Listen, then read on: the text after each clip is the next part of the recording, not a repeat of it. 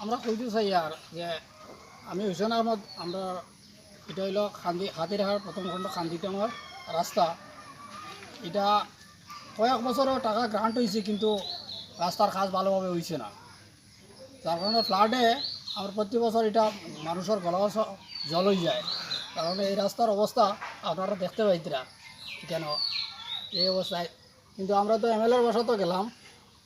2-3 বার গেছি এমএলএ আমরা কথা দিয়েছেন কিন্তু এখন পর্যন্ত কোনো কাজ হয়েছে না যে ফ্লাডে যে অবস্থা মানুষের রাস্তায় ছাত্রছাত্রী স্কুলে যাওয়ারও বিরাট অসুবিধা এবং এই রাস্তা প্রায় 1.5 কিলোমিটারের মতো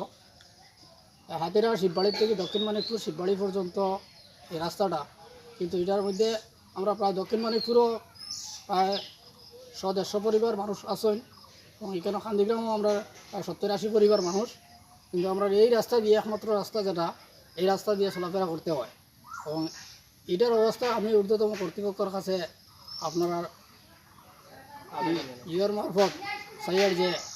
আমরা এই রাস্তাটা অতি সত্বর যাতে এটা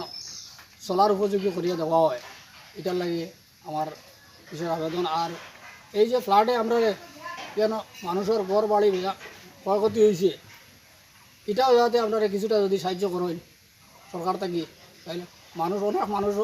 ঘর ডুবাইয়া ঘরের মধ্যে জল গলা মানুষ ঘরে রইতে পারছে এখন আপাতত রোগী এখন এই অবস্থায় আমরা যে মেডিকেল যেতে হইলে অসুবিধার কারণে আমরা মেডিকেল যেতে হইলে গাড়ি নেওয়ার যায় না 1 কিলোমিটার 1.5 কিলোমিটার আমরা মানুষ বইয়া নিতে লাগে এটা গত রাত্রে আমরা একজন মহিলা হঠাৎ করে অ্যাক্সিডেন্ট হয়েছে তারাও নেই আমরা বইয়া নিয়ে শিববাড়ির কেন গাড়িতে উঠাইছি রাত্রে এই অবস্থায় যাতে আমরা অতি সত্তর এটা আমরা কাজগুলা মানুষ চলার উপযোগী করিয়া দেওয়া হয় তার লাগে আমার বিশেষ অনুরোধ যাতে সরকার মারফত হোক আর ইয়ের থেকেই হোক আমরা যে কোনো একটা ফান্ড থেকেও বলা যদি এটা আমরা হেল্প করা হয় তাহলে আমরা বিশেষ উপকৃত হইব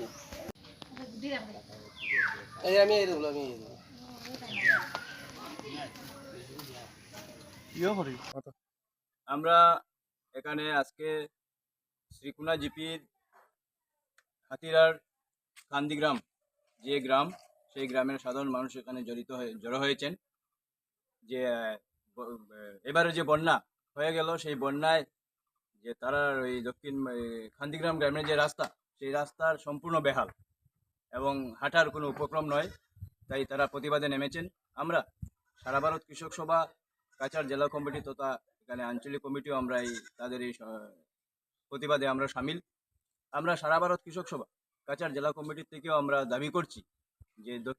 হাতিরহাট যে দ্বিতীয় খণ্ড যে শিববাড়ি রয়েছে পিডব্লিউ রোডের হাতিরহাট প্রথম খণ্ড শিববাড়ি রোডের যে শিববাড়ি মন্দিরের যে রোড যে রয়েছে সেই রোড থেকে এদিকে এই গ্রাম হয়ে কান্দিগ্রাম হয়ে দক্ষিণ মানিকপুর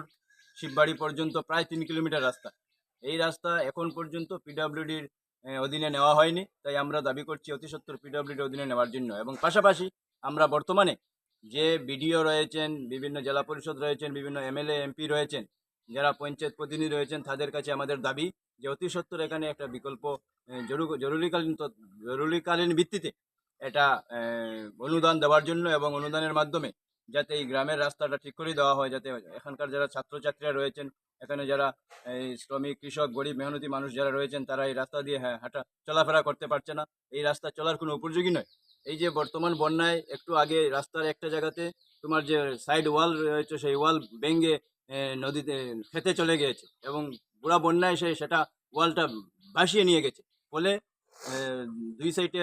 প্রোটেকশন না থাকায়ও আজকে এখানে কাদায় কাদা প্রতিদিন মানুষ কষ্ট করছেন দুর্ভোগ করছেন তাই আমরা সারা ভারত কৃষক সভা কাছাড় জেলা কমিটির পক্ষ থেকে জেলা প্রশাসনের কাছেও দাবি করছি যে অতি সত্বর বন্যার ফলে পরে যে জরুরিকালীন ভিত্তিতে যে